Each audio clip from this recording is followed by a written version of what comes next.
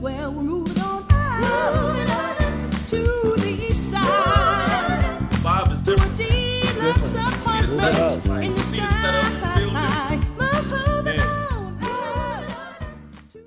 out. We still here with it. Yeah. Chef Stars, Dr. J. Yeah. That first birthday too.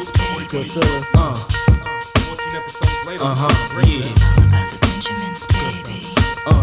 Now.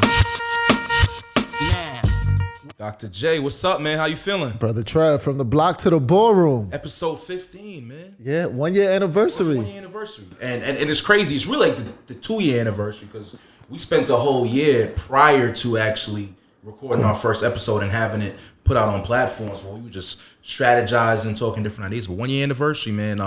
This is our 15th episode. Last episode with Brown, episode 14 was dope. I think about the episode with Culture Currency. I think about the episode we had in November 2020 when we were just talking about the election and the contract with Black America. When James Johnson came on the show, we would tackle different instances with police injustice and things like that. Bro, we've touched on so much, man. We've touched on so much. And I think you hit the nail on the head for me earlier where you were talking about the power of testimonials.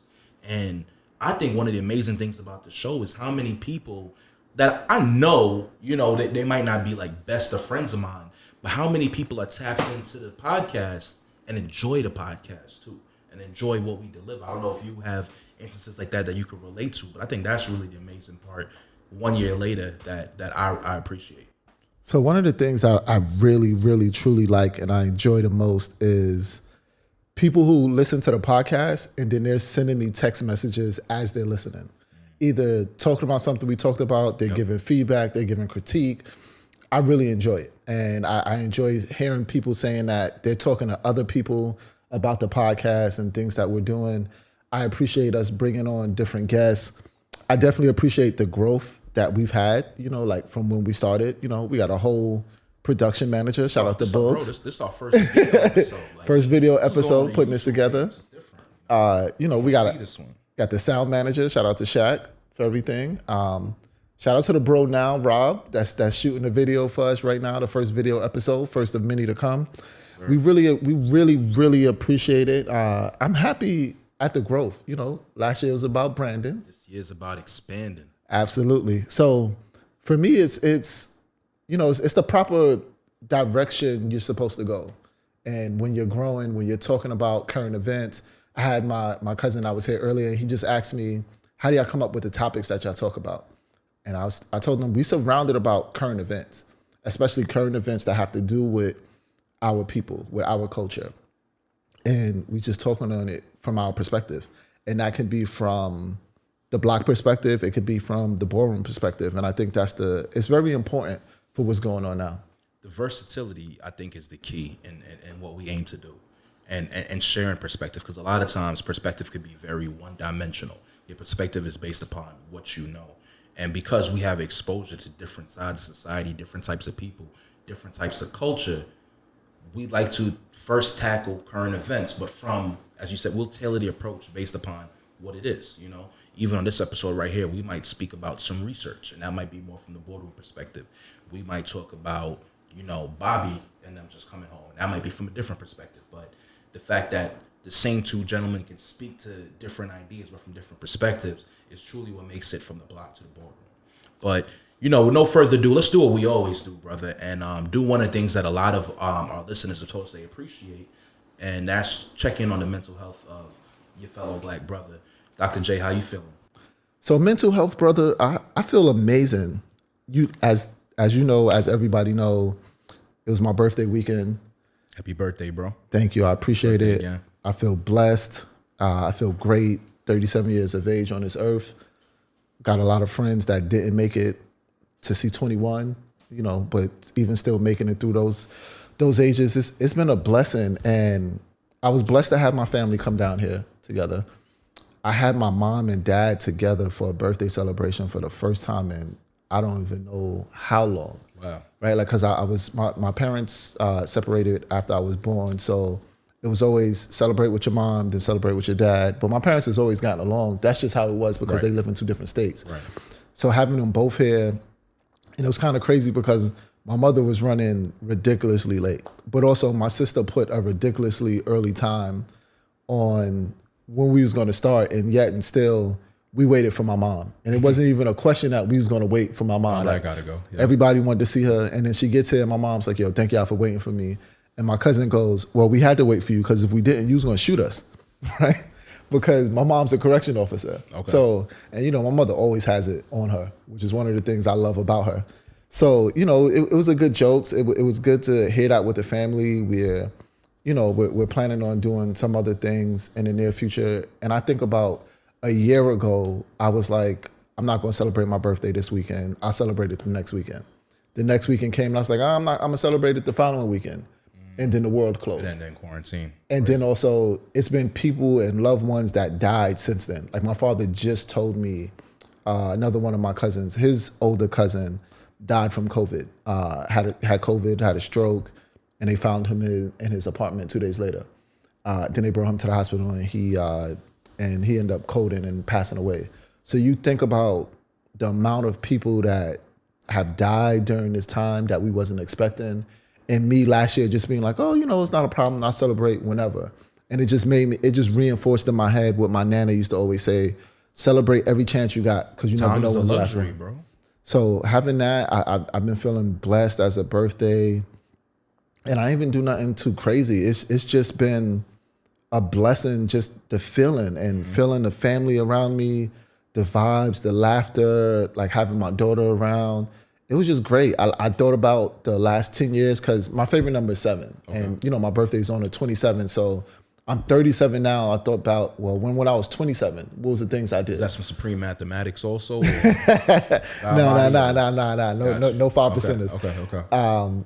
So, I thought back of all the things I accomplished since then, like since I was 27. And I was just starting out in my professional career as a nurse practitioner.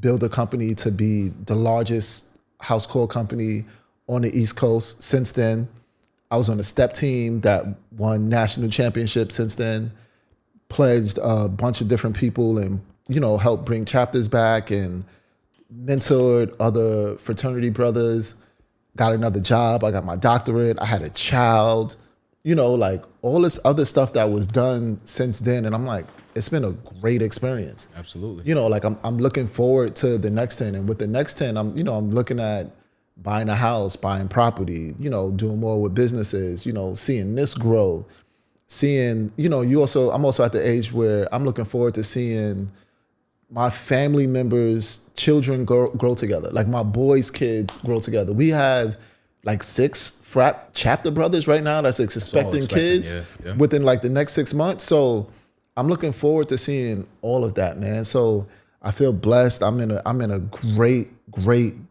mood.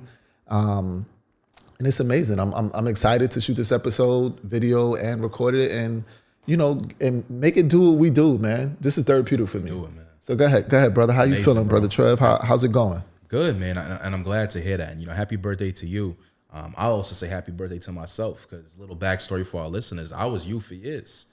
Before I was 21, I had your driver's license. That was part of crossing at a young age. I couldn't really go to a lot of, events that was 21 and over. So I had, Jay's driver's license for a while. So I had that date of birth memorized, And then I also used to borrow your car a lot when I was an undergrad. And your code on your was it Expedition or was it Explorer? Explorer. The code on Explorer was your date of birth. You know what I mean? So that's low-key like my birthday too. I was Julius Johnson for a little while before I turned 21. But happy birthday to you, bro. Happy birthday, man. Thank you, King. You out here, swagging it how you swagging the DO01s on the feet. You got a little kith drip in the bag downstairs that I tucked away for you. Appreciate you for that. Like 37, bro. And man, I'll just give you your flowers real quick. I mean, it kind of hit me this birthday, like 37, and that is it's always a grown man age, but that just sounds like a grown man age to me. But I'm just thinking about our circle of friends. I'm thinking about our chapter. Bro, you've been moving light years ahead as a man for your peer group for quite some time. as you mentioned, 7 years, like 27. I didn't know you at 17, but I'm sure the people I was around you at 17 probably felt that way, because even though you analyzed the whole decade back, at 27, bro, everything that you mentioned, like you was a leader at that point too. You know, when you were stepping with Dream Team and you started working on your PhD, that's when we took the trip down to Miami to visit you when you was at University of Miami working your PhD. So, man, I'm just eager also to see at 47 what you're going to be doing, because I feel like you've always been moving just ahead, pushing the needle, you know, for whatever birthday you had, brother. So I just wanted to make sure I gave you your flowers, you know what I mean, on the show. Make sure you heard that, you know what I mean? So, we got sound effects now, so I'm gonna use it, you know what I mean? We done upgraded a little bit. Moving on up. You know what I mean? So I'll segue perfectly. Bro, some big things are going inside here, you know that? Oh. Yo, we got video episode going on. We got the new mixer, the new MacBook is set up. You know, shout out to Lauren Buggs, our production assistant. Aesthetic is proper. Like, bro, like I remember having discussions about this for a while, and for different things, life things, we put it off. Then I remember we just got started. We had audio issues. COVID popped off. We had scheduling issues. But all that said, since February 24th, 2020, we have recorded 14 episodes, 14 quality episodes too. Since 2021 started, we've definitely, moved quick. That's been 12 through 15. We're moving much quicker than we did last year. And now we're moving at a quick fashion, but it also speaks to the idea of just getting started sometimes. We had most of our ducks in a row. We didn't know everything. We didn't have everything, but I think we got to enough last year, February. We was like, yo, we gonna kick this off, And I think a lot of that happens too. Like we were putting it off, and then I think shortly after Pops had transitioned too, I was like, yo, Jay, let's do this, bro. Like we've been talking about this for a while. I feel like I need to put my energy, my creativity to a new venture. So let's do this. But bro, a year later, and as you mentioned, it's really dope when and this goes to all our listeners too. Like I really appreciate when you guys send me a message about a particular point that struck a chord or that resonated with you, whether it was an issue we were breaking down, something in the news, whatever the case may be, because then I know that, we're not just having conversation for our own sake. We can do that on the phone. The whole purpose of recording this and distributing it is so that our listeners hear it also and it resonates with them. So, bro, it's an amazing feeling. I'm here, shout out to Rob doing the video here. Shout out to DJ Shaq. Bro, the growth of this podcast right now has me feeling amazing. But outside of that, I will say I do feel well. I enjoy the fact that I'm starting to see the sun come out a little bit later. So I know we're getting closer. I mean, Staten Island Chuck saw his shadow, so that mean an early spring. But we gonna see how it work out. We're gonna see how it work out. But our DJ, he just came back from vacation. I just feel like every time I open Instagram, I always see somebody on vacation. and as an island boy, like I don't enjoy the winter, bro. I don't enjoy the winter. And I talked about it last episode. It's been a rough winter weather-wise, and the weather has been stressing me out too, just in getting around. So man, I just can't wait to take a trip soon. I'm definitely going to Jamaica in April, but I'm thinking about I might have to make another trip before then, because it's just been a lengthy and a little bit of a rough winter. But I'm feeling great, bro. I'm feeling great. I'm looking forward to what we have going on. And there was something that took place in the news recently that I enjoyed seeing, and I'll transition that to our first topic. Welcome home to Bobby Shmurda, man, front man of the GS9. That song was, when that song took off, man, it really did it. I mean, that was a number one Billboard chart.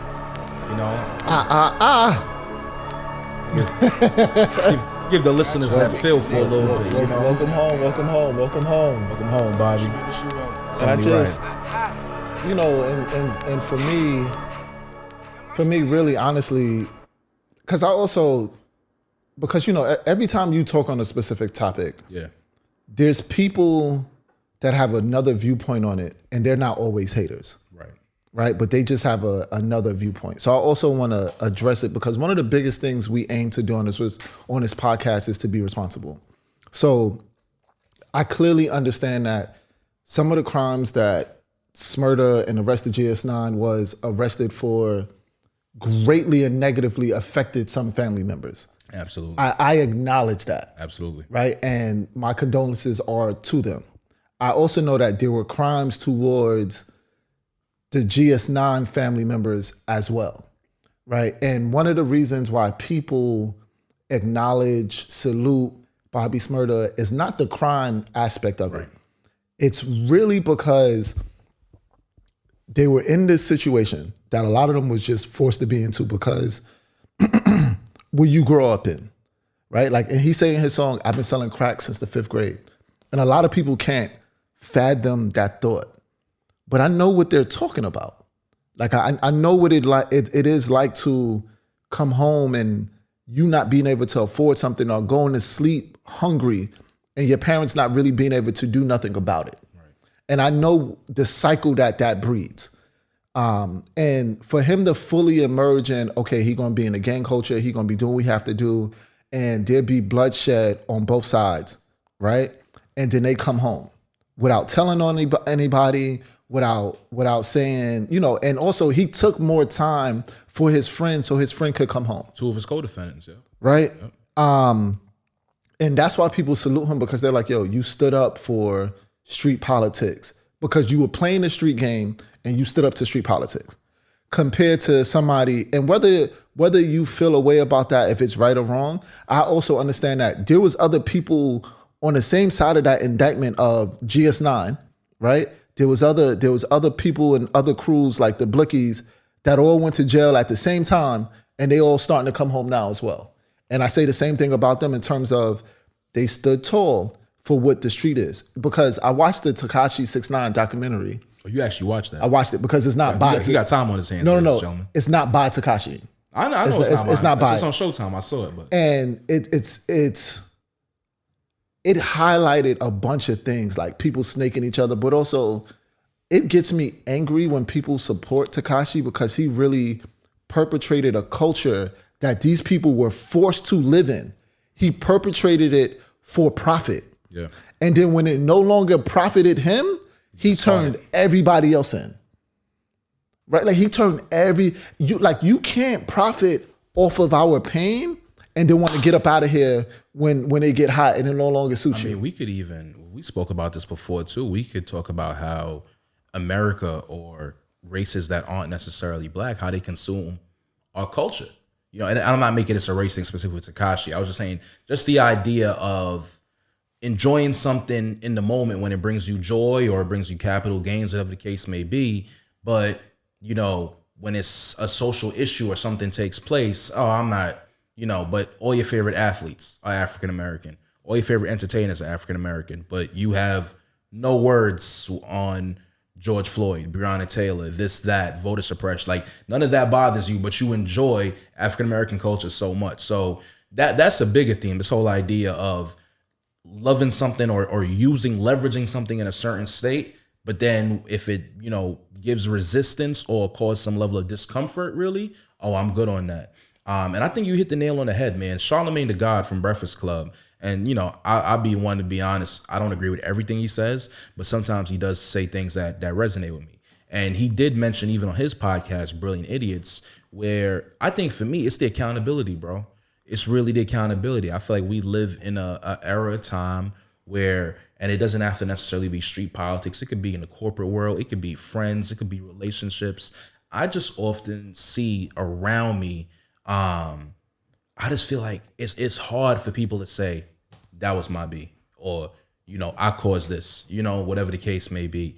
And, we're not even going to go deep in the discussion of, the conspiracy and what GS9 was really doing. But for the most part, when things went down, you didn't really hear a large outcry from Bobby or Rowdy that, this was the system really trying to get him. I mean, there was claims that, the system was going a little bit harder, especially in terms with what their bail level was set at, but not necessarily the idea that the system was trying to railroad them and that they were, angelic kids that didn't do anything. I mean, I even heard Rowdy himself say like, yo, we made our bed, we got to lay in it.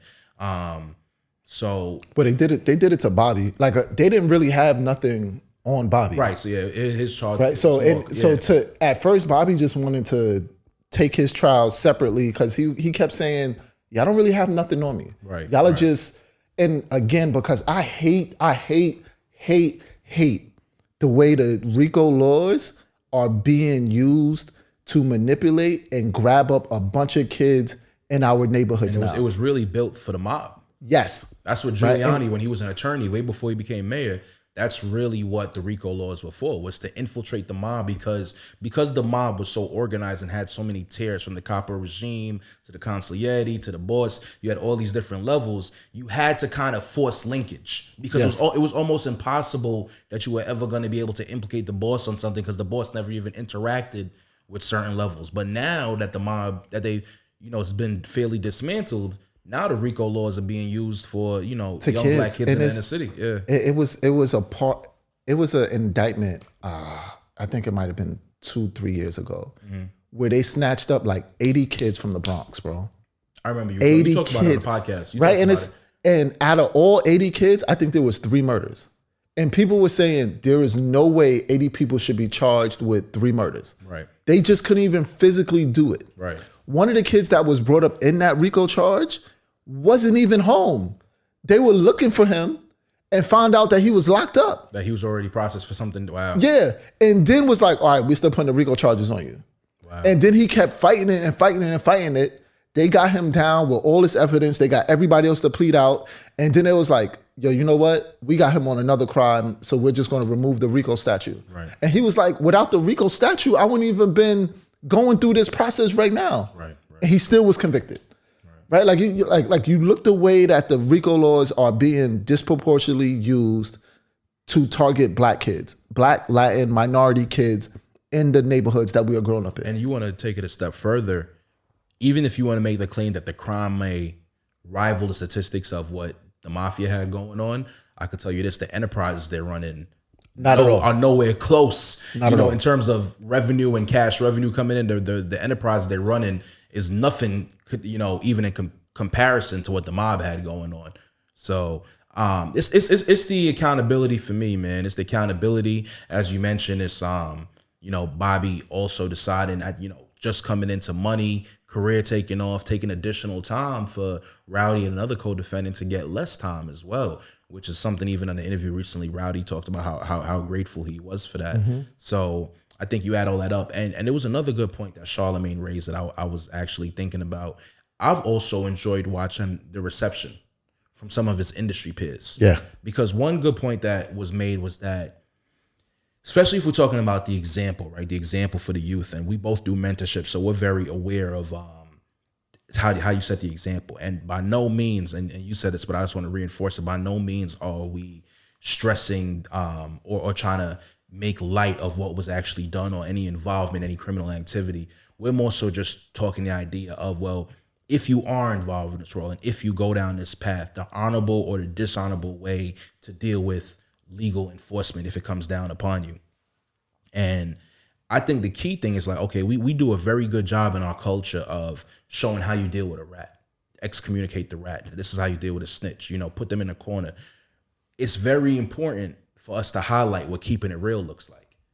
Yeah. It has to be heralded. So the younger generation sees like, oh, there's honor, there's valor in keeping it real. Like we know what, if keeping it real, and this does not what I agree with, I'm just talking more so for the younger generation. If keeping it real relatively kind of looks like the rat treatment, then you have little kids when they be like, well, maybe I should just look out for myself then, because he just came home and got a pat on the back. I mean, and for some people that might mean a lot, but for kids, especially the young Gen Z generation, they definitely don't care about a little pat on the back and a little street credibility. So I do enjoy the fact that you can, especially on social media, because there's so way more than our generation is. Gen Z is so engaged in social media. I love the fact that you're clearly seeing that he's getting a warm welcome and a large reception, from Quavo picking him up to the different gifts he's being showered with. I like the fact that that's visible for the younger generation to see, because like I said, we do a great job at pointing out what we don't like and how that should be treated. It's very key that we also point out when you do something honorable or you do something that's admirable, how that should be treated and how that works as well. So, I like the way, because he's been talking and he said, Like he came home and while he was in solitary, he read up on law. He read up real on estate, yeah. real estate, Saw and about he was like, that. he woke up the next morning, was like, Quavo, let's talk about real estate. He was right. And Quavo was like, yo, you just got home, and he was like, Yep. I know, I wasted enough time. Yep. And it reminded me of my brother when he got out, and that's what he's. Yo, I want to talk about real estate. I want to talk about these businesses. And I was like, you know, you just got home, and his response was, you know, I just spent close to 10 years doing nothing. I'm done doing nothing. Nothing. Let's do Yeah, something. let's do something. So I'm Yeah, happy true. that, you know, because jail is supposed to be rehabilitation. A penitentiary, Right? Like Penitence. that's what it comes from. The word It's penitence. supposed to.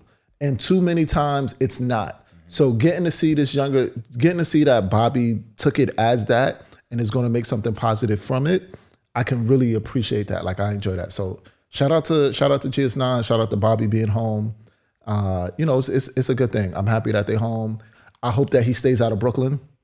I really hope that, you know, like he could come back in to do what you got to do and say what's up to some people, shoot something, stay out of Brooklyn. You know, the war's been kind of dying down to some extent right now.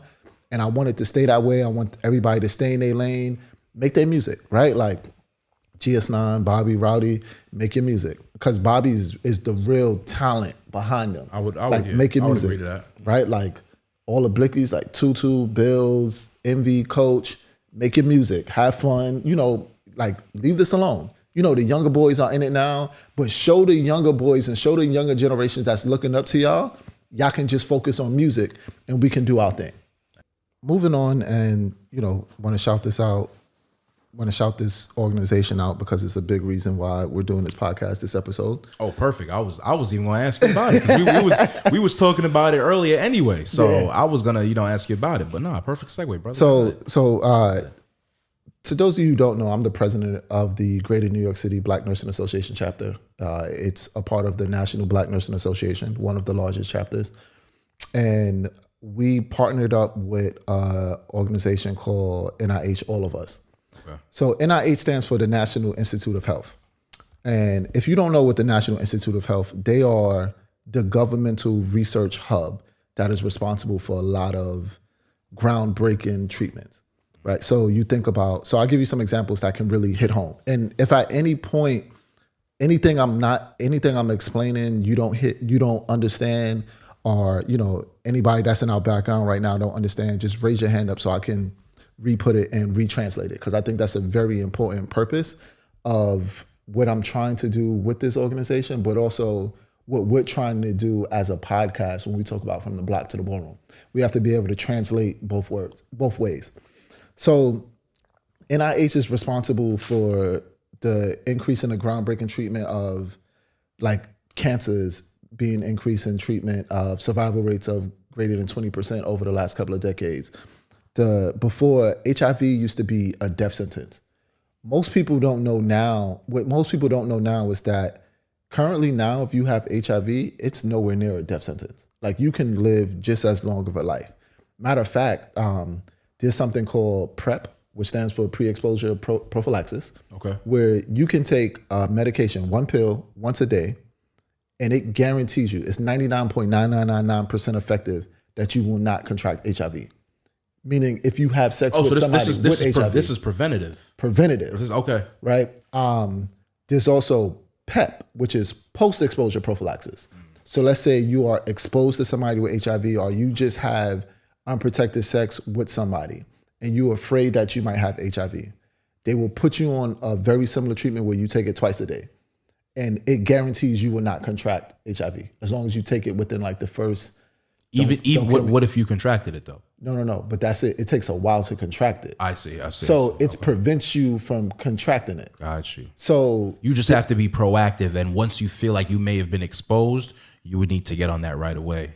Right. Okay. So there's also medication treatment has come to the point where you can also take a treatment similar to where if you have HIV, it'll bring your levels down to what's called undetected, which means that undetected also equals untransmittable. So if I have HIV and I'm taking this medication and my level comes down to undetectable, I cannot transmit HIV to somebody else. If it's at that low threshold, of even if we undetectable. have sex, right? And Gotcha. it's something that's readily available to a lot of people. Okay. It took a lot of research to get to that point. NIH has been a key figure moving that along. So that's just a fraction of some of the stuff they're doing. So what they decided to do was we need to increase the, not even just minorities, but underrepresented people into research. And it can mean Black people, it can mean Latin people, it can be Asian, it can mean the other minorities. It could also mean women.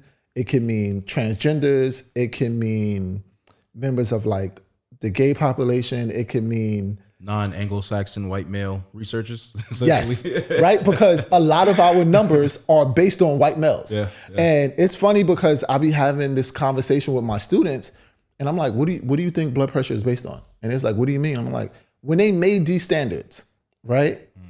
Minorities wasn't good enough. We was thought of as 3/5 of people, and women wasn't thought of as equal. So do you really think that they based any of the standard numbers with blood pressure, diabetes, cholesterol? You think that they based it on anybody they thought wasn't equal? Right. Right. And these are things that you're saying could vary based upon different ethnic Yes. groups and different races. Right. Interesting. So, because we're all similar for the most part. However, we all have cultural differences. Right. Right. So they was like, you know what? We're going to start a research program. It's called All of Us. But then they also realized we can't go into the Black community and say, y'all should sign up for research, because the Black community, for the most part, is going to look at you and tell you, get out of here. Right. Like this is because of that distrust that we've spoke about on prior absolutely episodes. right. Like you talk about the Tuskegee experiment. Yep. People don't know Tuskegee experiment started in 1932, I believe. Government comes down and say, hey, we want y'all to sign up for an experiment we're doing. People don't know no better. Cool, we'll sign up. What they really wanted to do was look at the progression of the syphilis disease in man, right? During this time, they actually found a cure and never told the Black men that was a part of this. Just never. So imagine you going to the doctor and saying, something's wrong, I need help. And your doctor's just like, yeah, we're doing everything we can to help you. But they got the cure right here in their pocket. But they just want to continue to observe and see what the reactions garner. Yes. Because So that's they test experiments essentially. and to help put this into perspective to some of the people, if you watch Game of Thrones, right? If you read the book, you know what I'm talking about. But if you watch it, you've never seen this character, but we all heard of him, the Mad King. Yes. Right? That's Daenerys' father. We all heard about the Mad King. The Mad King went mad from untreated syphilis. Right? So it's because that's what happens over the time if you never treat syphilis. So they find this cure and they just let the Black men go on just getting sicker and sicker. So imagine if you were a child and your father is sick and he's going to the doctor and you're like, the doctor should be helping him. And the doctor's saying he's helping him. Then you find out the experiment lasted 40 years. Right. You find out that not only was they not helping him, they purposely wanted to see him get Purposely sicker. neglected to see what results it would garner. Yeah. So like you have that, right? You have Henrietta Lacks, who was a Black woman who had cancer, and her doctor pretty much took some of her cells without her consent and ran some tests on her cells and realized it didn't help her, but the same cells she had could be used to treat other types of cancer. So a bunch of people have been, hundreds of thousands of people have benefited off of Henrietta Lacks without her consent. I'm looking it up right now. J. Marion Sims, Yes. who had a statue in the city that actually has been taken down since. He was the father of gynecology, and he used to perform a lot of his experiments on Black women slaves. Yes. With no anesthesia. Yes. Because it was believed at the time that, you know, we were animals, we weren't fully, we had higher pain thresholds and things of that nature. But here's the thing. You said it was believed at the time. 3 years ago, they asked medical students, do you think Black people have a higher pain tolerance? And they said yes, based on their skin texture. Majority of them. This is 3 years ago. Medical students that are going to become residents that are going to treat people, Black people. 2018, wow. So you look at all of this. These and- ideas are permeated, you basically saying, wow. Yes. Wow. So you had all of this, and then you had, okay, we need to go in and we need to increase our population of research. But we can't do it. We can't talk to them. We can't go to that community. We need partners in that community. So they came to a bunch of organizations that's like us: National Black Nursing Association, National Medical Association, which is the Black Doctors Association. Groups that have already, through the community work that they've done, already built up that trust in the Black community. So the Gotcha. Black Greek letter organizations are a huge consortium for them, and a bunch of other organizations. And what I've always told people, I'm like, look, I understand the purpose of why we need actual participation in research. Right. Because if you don't, all the numbers is based on people that don't look like you. Else, that's true. So for like, I'll give you an example. Let's look at COVID right now, right? Before I even talk about COVID, let's look at HIV again. HIV ran rampant in the Black community, ran rampant. A lot of us died from it. And it's also, part of that is just because there wasn't Black researchers pushing for, yo, we need medication that's going to work for us. Right. We need medication to get us access to this. Or, hey, I know that there's actual treatments available. I need to get them in the hands of my people that's going through these things. So I know the importance of that. So my job as a clinician is to get behind this. And we present on the All of Us program, and I tell people all the time, I understand that you're uncomfortable. The reason that I'm doing this is so that you won't be uncomfortable. So that when a researcher says, because of the trust they have in you. Yes. So and not just to get people to sign up for this project, right, because I would be doing half my job if I did it, but to also participate and run and conduct studies about my people. So a big part of it also is someone in your position is also your comfortability with something like the All of Us project, because your community's looking to you as the vetter, as the voice. So they're hoping that you've done your due diligence and you, in fact, do trust this program as you're being a bridge between them and the program. So what does that entail for you? What is that like when an opportunity to do a program in collaboration with something like All of Us? What vetting do you have to do? Because naturally, kind of guy, you always like, all right, if I'm gonna bring this to my people, I'm gonna make sure that it's legit and it actually has their benefit, their best sake at heart. What does that involve for you, finding out that it's like, okay, I could put my name on this, I could vouch for this program? So when they came to us, they asked us, would y'all be interested in partnering with? And they asked our chapter specifically. Okay. And I said, all right, who's doing it? Who's it behind? It said NIH, National Institute of Health. And I'm like, okay, it's a federally sanctioned organization, meaning NIH. Okay. Huge, they've done a bunch of things. But also, all right, is my people identifiers when they sign up, meaning your blood work, questions that you answered, is that going to be safely kept? Yes, it is. All right. Who has access to run these programs? And it's like, what do you mean? Who's going to conduct the research? Mm-hmm. I could get people to sign up, but if the people that's conducting the research don't look like them, how are they going to bring their problems? Right. If you've never been in my neighborhoods, how you know what's bothering us or what can cause it? True. And I'll give you an example. When I was in graduate school, I used to get into it with my professors because I would tell them, stop telling me that my race is a risk factor for disease. Right. And it's like, oh, well, it is. It's like, no, it's not. My race is not a risk factor for disease. The situation that I go through that's causing this is a risk factor. And so, for example, they were like, oh, African Americans, Black people just have a higher risk of developing blood pressure. Right. So they took some blood pressure readings for some people in Africa that's never had to deal with this kind of racism in America or through Europe, and they had lower blood pressure than white people. Right. Or and have a different diet, have a different lifestyle. But then, so in our neighborhoods that we grew up, like in Brownsville, like I tell people, I grew up in Brownsville. On a corner, there was a Chinese store, dry cleaners, 3 liquor stores, pretty much a rundown supermarket. Where were you going to get healthy food options? Food deserts is what they call it. Most but then also, the playgrounds get shot at, right? Like I've been shot at on a playground just playing basketball. So where are we going to play at?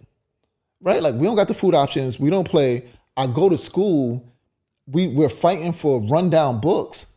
Where am I learn at? I can't learn. I get shot at. I can't play. I don't have healthy food options. There's nobody else that's putting money into our neighborhoods. That's not a race issue.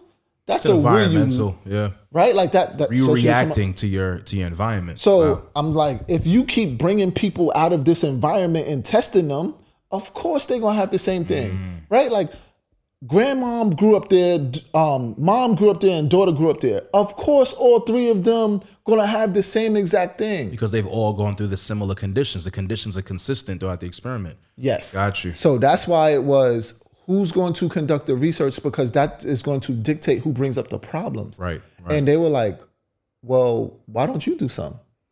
And I was like, so we would have access to that. They said, yes, we're going to have access to it. If you were an academic institution, we will partner with your academic institution so you can do research sanctioned by your organization through us. So before you even do research, and one of the things that came out of the Tuskegee experiment, that came out of Henrietta Lacks, that came out of some of these other things, was that the biggest violation that happened in those projects was the lack of consent, right? Like it's okay for you to go do something, like myself, it's okay for me to go do something stupid if I consent to it. Right? Or it's okay for me to make a decision that's against sound medical advice if I'm making an informed decision. They took away the members of the Tuskegee experiment ability to give consent. Because they were blindsided. They weren't aware of all aspects of what was being tested and researched. Right? So it's my job as a clinician, as a researcher, as the president of one of the most powerful chapters of the National Black Nursing Association, to make sure I give my people back their consent. Right. And this is one of the things that I'm doing with all of us. I need you in it. I need to do research on you.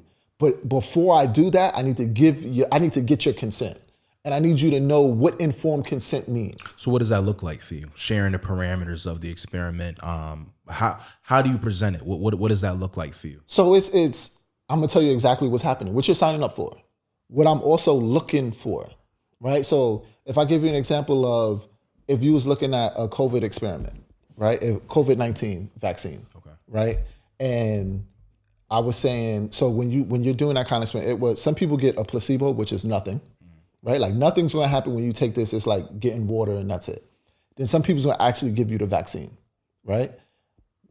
To me, what informed consent looks like in that is, I need you to understand that you may not get the actual vaccine that we're testing, which also means that you may contract COVID and actually get sick and die from it, right? Because I need to also, for you to understand that you can ask me questions like, okay, if I don't get it, but I actually get sick and end up in the hospital, will they then disclose that I haven't got the vaccine so they can give me as much treatment as possible? Or take you out the experiment and to then deal with you as an actual patient. So I can actually say, okay, if you get sick, go, because you actually don't have the vaccine. So you need to get treated because I need to save your life. Your life is more important than the experiment. So that's part of informed consent. But also, like another big reason I even agreed to sign up to do all of us is, so a lot of people who follow me, they know I had a nephew that was born at 24 weeks, right? Shout out to my youngest nephew, Ishmael. And it was scary when he was born, right? He was born under a pound, right? He was given an 11% chance to survive. And then he ended up spending like 6 months in the ICU, ventilator, everything. And before that, I had no idea about Black maternal health disparities, none whatsoever. I thought people get pregnant, they go to a hospital, they come home, and it's a celebration. What I learned was that happened to my sister. We had a frat brother, Dr. Pogue, who lost his daughter to Black maternal health disparities, right? Shortly after my sister gave birth at 24 weeks. Then a couple of months later, we had another frat brother who baby pretty much was stillborn. And I started looking into it. It's like, is this a coincidence that this is happening? It wasn't. My eyes were just open now. Right. And because my eyes was open, I started saying, we need to do something about this. Like, we need to do something about this, right? Like, why are Black women dying 3 to 4 times higher than white women when it comes to birth? It should be the most joyous time of our life. Why are they dying? Well, that's what I was going to say to you. That's what I've learned too. Even outside of the baby survival rate, I've learned about the actual mothers, the maternal health aspect, Serena Williams. And, you know, a lot of times people try to take economics and void that out of race. So like, oh, well, she makes top dollars, so she has, you know, top physicians. Well, even with, you know, the top physicians in maternal health she went to, they still almost didn't listen to certain medical concerns that she was raising while she was giving birth. And I'm not sure exactly what reversed the trajectory, but there was a lack of concern and pretty much just listening to a woman being aware of her body and being aware of how she feels. They were disregarding her. So imagine the working class black woman, what she goes through, you know? Here's the crazy thing, Trev. They do that a lot with research and say it's more of a class thing than it's a race thing. Right. So when you, again, so going back to all of us and understanding why research participation matters and researchers of color matters, right? Representation matters. When you look at the numbers, black women with a college education have worse maternal health outcomes than white women who don't have a high school diploma. Wow. Right? Black women that make 6 figures and more have worse maternal health outcomes than white women who are on welfare. It's a race thing. Right. Right? And economics is not preventing the situation at hand. But then also, right? So people would look at this separately. Oh, maybe it's something else going on here. But if I didn't go and tell you, yo, remember this research study that we had where the medical students thought that black people had a higher pain tolerance, right? What if I tell you that a lot of these black women that are dying was telling that they had pain, and these people were saying, oh, it's nothing, you don't have no pain. Right. So when you see that race matters, you see that representation matters when you want to make that difference. Right. I also can bring it to the COVID-19 vaccines. And when you look at it, right, like you break down, what do the participants look like that received this vaccine? Moderna, Pfizer, Johnson & Johnson. Like, what's the percentages of black people? Do those percentages of black people reflect the percentages of black people in America? Do those percentages of black people reflect the percentages of black people that have died from a specific strand? And it's not just black people. I'm saying that because I have a vested interest in black people. Right. It's also with Latin people. But then also remembering that not all Latin people are the same, right? Like you have Mexicans, you have Puerto Ricans, Dominicans, Costa Ricans, South right? America, People from actual Spain, right? But also with black people, you have people from all over the Caribbean. You have African American from the Southeast, African American from the South, like Alabama, Mississippi. You have Africans, which is a huge continent that you add up all of the other continents, they can fit in Africa comfortably. So we're not all the same. And understanding that we're not all the same and understanding the importance of getting us in research, but also conducting research experiences that's specific to our culture so we can move it forward. So that's really what the All of Us program is about.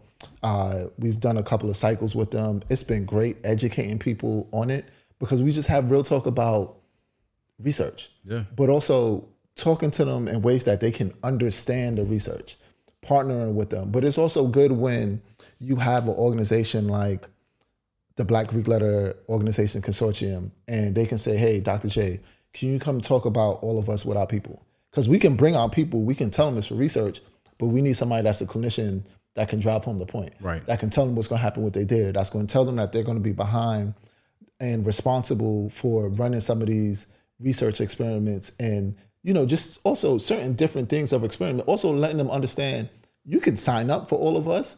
You don't have to participate in any clinical trials. You may just decide, I'm only going to do any kind of research that has to do with essays. Not essays, but like click questions. Like you send me surveys per se. Okay. Right? You have a choice. Right. Because, and that's also what people don't understand. That's what consent goes for. I can consent to join All of Us, but I can also consent to not join the majority of the studies that they have going on. Or I can consent to join, this is interesting to me and I fit it. Let me do this. So I think it's very important that people understand research, they understand representation in research for our people. So, you know, huge shout out to the National Institute of Health and the All of Us program that they have, aiming to enroll over 1 million people in it. It's been good.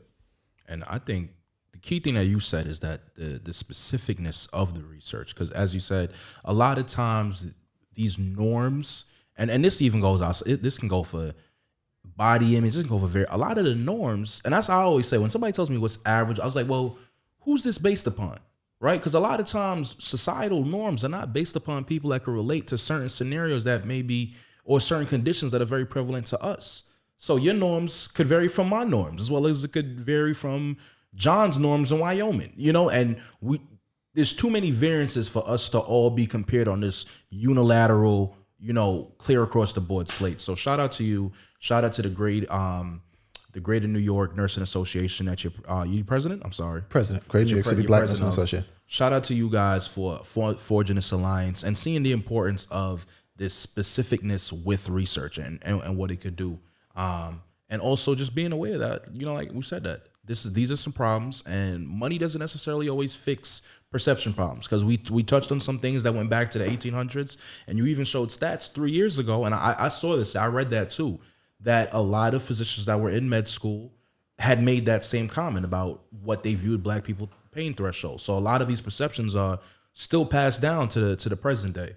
But man, I love, folks like you and other friends that I have that are in the medical field, because that's ultimately what we need. We need more of us and more people who understand us, providing care, and not only providing care, but just shaking up the way these curriculums or these norms are even derived. So shout out to that.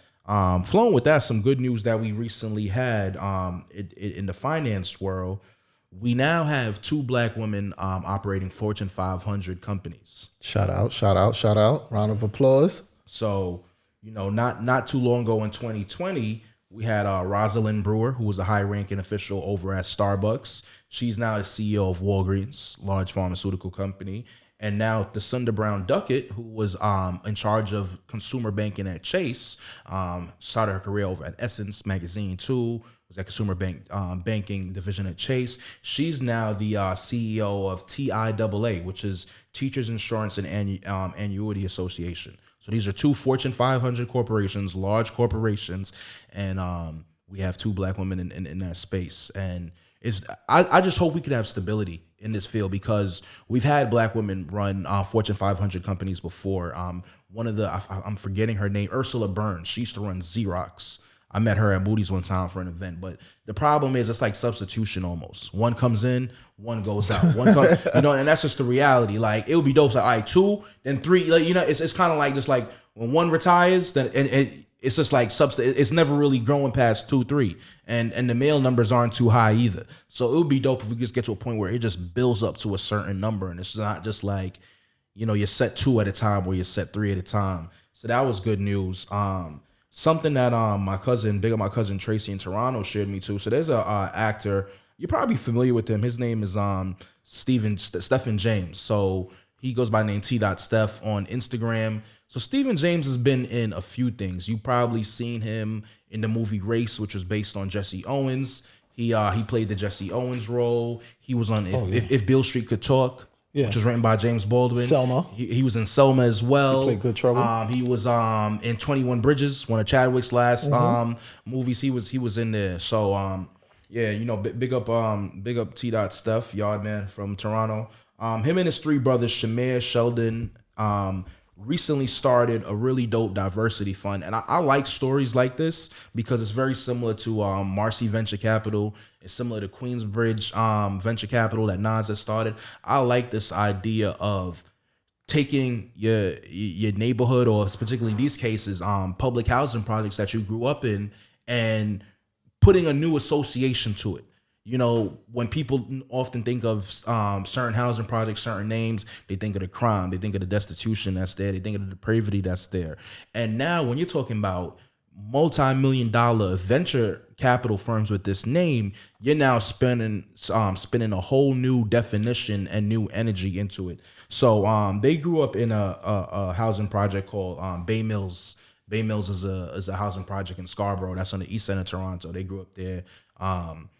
Similar situation which you have in different cities, but in Canada, what the situation is more so, it's economic race in the terms of folks immigrate to Canada. They usually immigrating for working class jobs. They're thinking that, things are just gonna work right away, and that's not how it goes. So a lot of people of color make up public housing in Toronto, because they could be immigrants from the Caribbean, they could be immigrants from Africa, they could be immigrants from the Middle East, wherever. But they're new arrivals to Canada. They haven't been there for a while and built up real estate. Same way how we discussed on last episode, building up money in real estate and just generational wealth. So those are typically the people who you will see in public housing in Toronto. So they grew up there.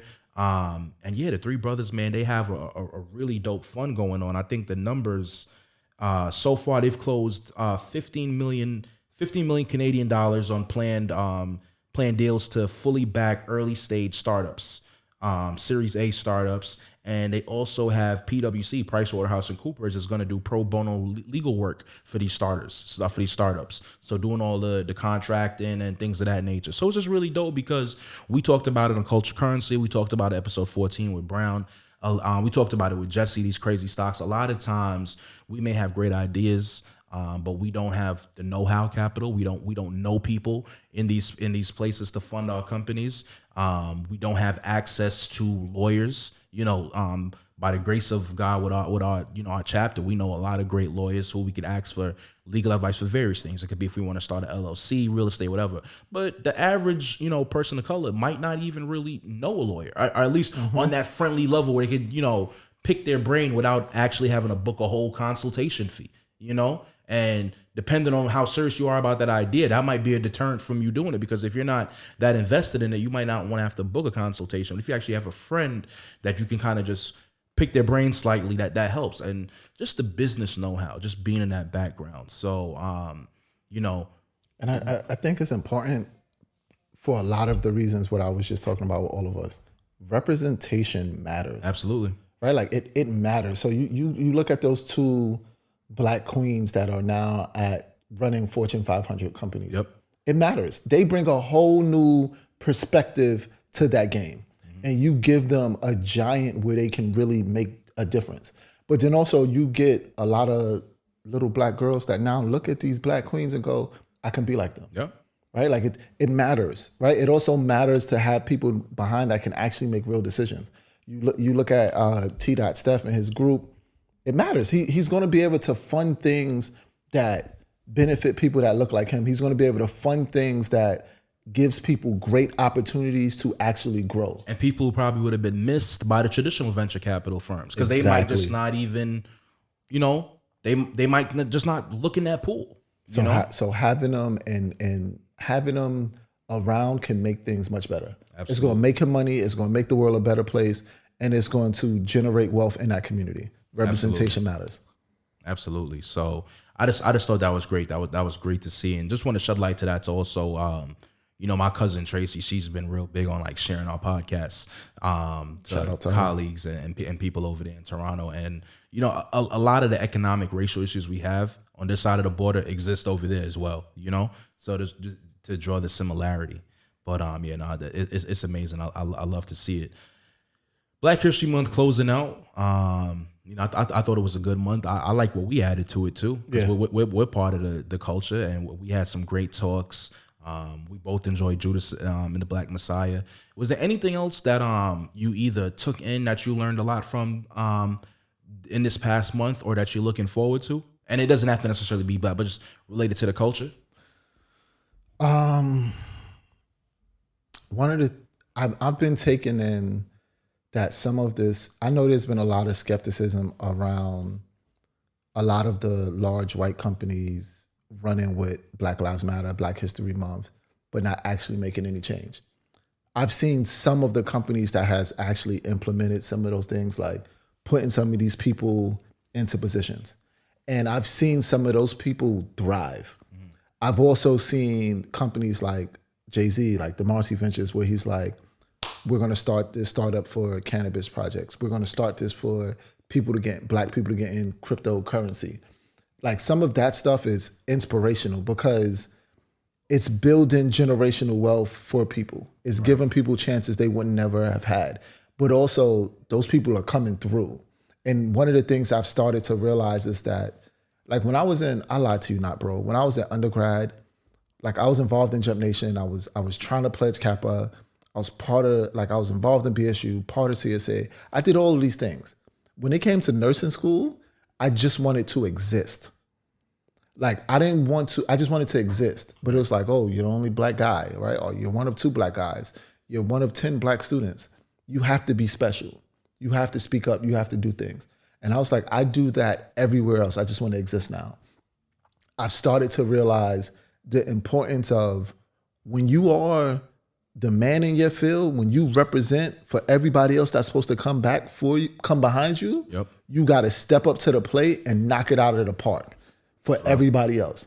And embracing that over these past couple of years, especially the past 10 years, but seeing it now, like after the George Floyd, after the protest, right? Like after the big movement to get Black representation, seeing some of that come to light in other people during this month, especially, like it's been happening for a while, but highlighting everything during Black History Month, I've really enjoyed it. And I'm looking forward to like the next couple of months. Now we're in Women's Month, right? So for me, I'm like, all right, cool. Bring up all these Black queens.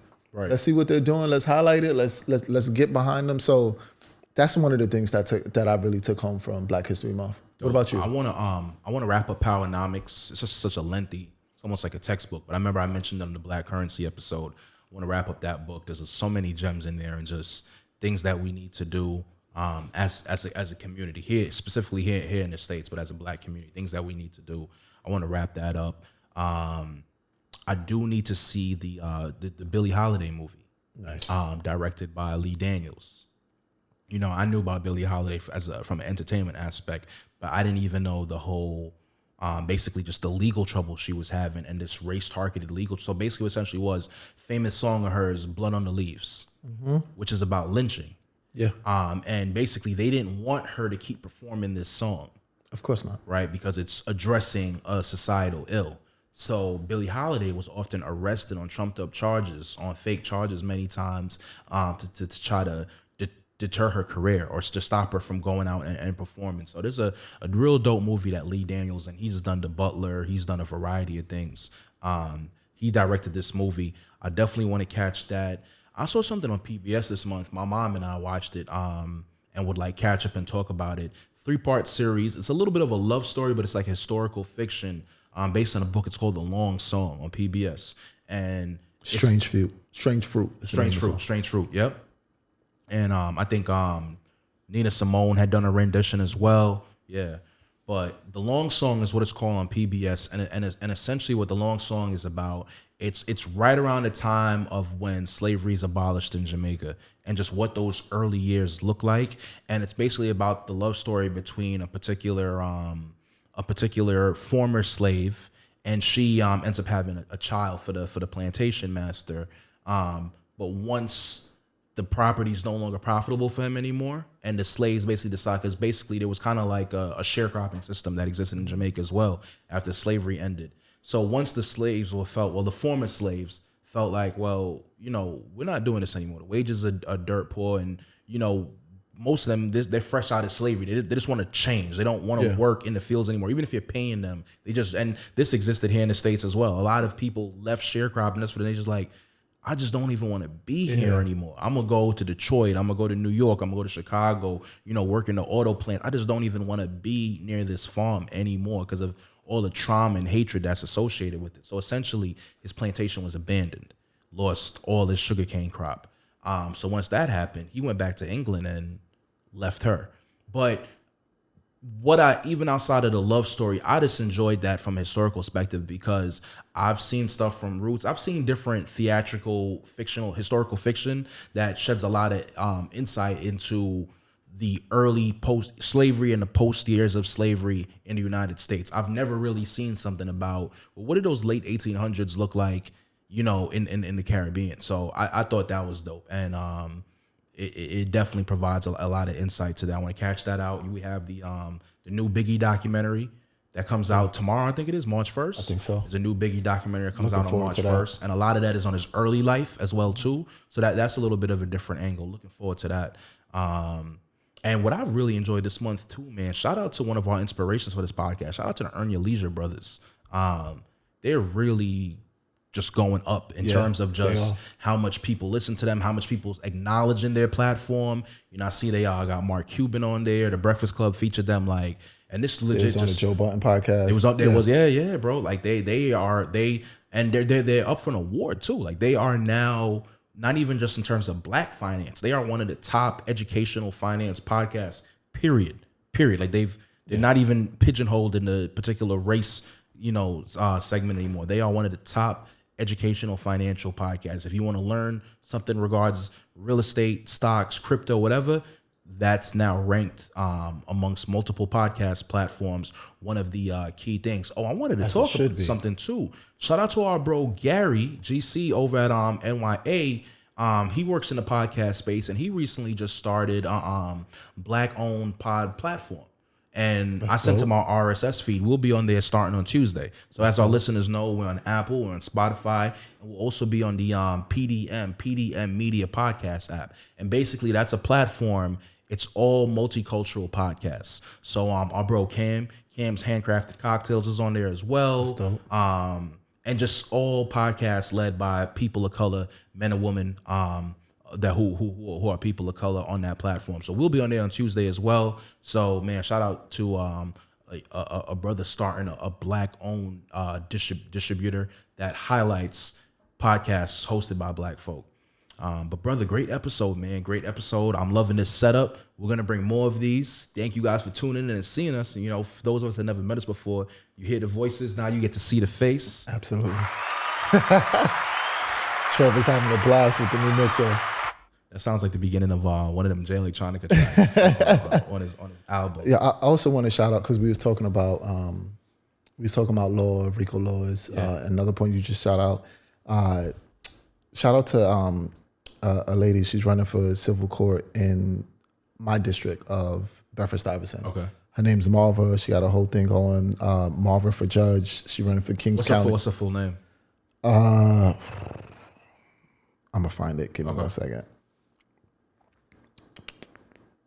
But she's running for a borough judge. Yeah. So there's different civil court judges in our neighborhoods. She's running for one of them. Everything is vote for Marva. Like her website is marvaforjudge.com. Got you. But you know, back to representation matters, and it's not a podcast sponsor, but it's just me personally as Dr. J endorsing her because I personally know her. Right. Okay. She worked on one of my kids' case. But we just kept talking about black communities, things to help. She hit me up when she was like, you know, something that's going on is that our seniors are not getting the COVID vaccine. Yep. And I was like, I know they can't get out to sit and wait on these long ass lines that go on. Yeah. Like, I understand that. She's like, you know, help me. What can we do? Right. So, you know, so like one of the things we're about to do is I'm about to put together a proposal for a mobile vaccine unit to go into neighborhoods and do it. You know, I'm also, I was waiting for Johnson & Johnson vaccine to come out because I want to get that one. There's been some controversy surrounding them in terms of people just not understanding what it means by them being 88% to prevent severe illness versus 95%. So right. I'm kind of like, if I go around and if it so happens that I have to give the Johnson & Johnson vaccine, which is considered the quote unquote least effective, I can be like, yo, I also got it. Like, I'm not just telling you to do it. Gotcha. So it goes back to that, you know, representation, you know, so, like all of us. I'm telling you to do it because I also did it. So I just wanted to shout her out. But yeah, man. Dope. I mean, it goes back to the perspective. We need more people who understand the full spectrum of our history, our current state, and things of that nature being in these legal positions. And that doesn't mean just, you know, throw justice out the window and just start, you know, letting everybody go. But just people understand our situation and our situations and our people and our culture through a deeper perspective. So, hey, man. Dope. So share her handle again or her slogan so people can know to look out for her. marvaforjudge.com. And this is for Brooklyn Civil Court, right? Yeah. And it's also on Instagram. Her page is Marva for Judge as well. You want me to take us home with this hood scripture? A song that we've been playing heavy lately? Absolutely. So this week's hood scripture comes from Jehovah, Jay-Z, Sean Carter. And this is that What It Feels Like off the Judas and the Black Messiah soundtrack. Scorpion bricks, way before Orbeez double disc. 40 on my lap, clap, sound like 40 did the mix. Filtered bass, sifted coke like Michelin star chef. Chef kiss to my wrist, I go dummy with my left. IRS on my dick, try to audit all my checks. Too late, you know they hate when you become more than they expect. You let them crackers storm your capital, put their feet up on your desk, and you talking tough to me, I lost all my little respect. I'm selling weed in the open, bringing folks on from the feds. I know that payback's gonna be mean, I'm saving all my little bread. Pray for me, y'all, you know one day I'm gonna have to pay for these thoughts. Real niggas is extinct, it ain't safe for me, my dog. They killing niggas in their own hoods. That makes sense to you at all? You burnt your bridge to the other side. died. You know you can't swim across. You know niggas can't swim. They fried Mike after he died. Y'all know niggas can't win. You never land. Those jokes aside, I arrived on the day that Fred Hampton got, assassinated, just to clarify further. And I mean, I could even go even further because the bar work go crazy where he even mentioned Jeff Ford and the Stones. But I think it's important. Amazing. You know, especially that part when he says, they hate when you make it further than what they expect. And then you let those people storm their capital. I lost all my little respect. You know, just meaning that, yo, you let people storm and take over the capital that you call precious, but you give me a hard time for trying to make a difference for my community.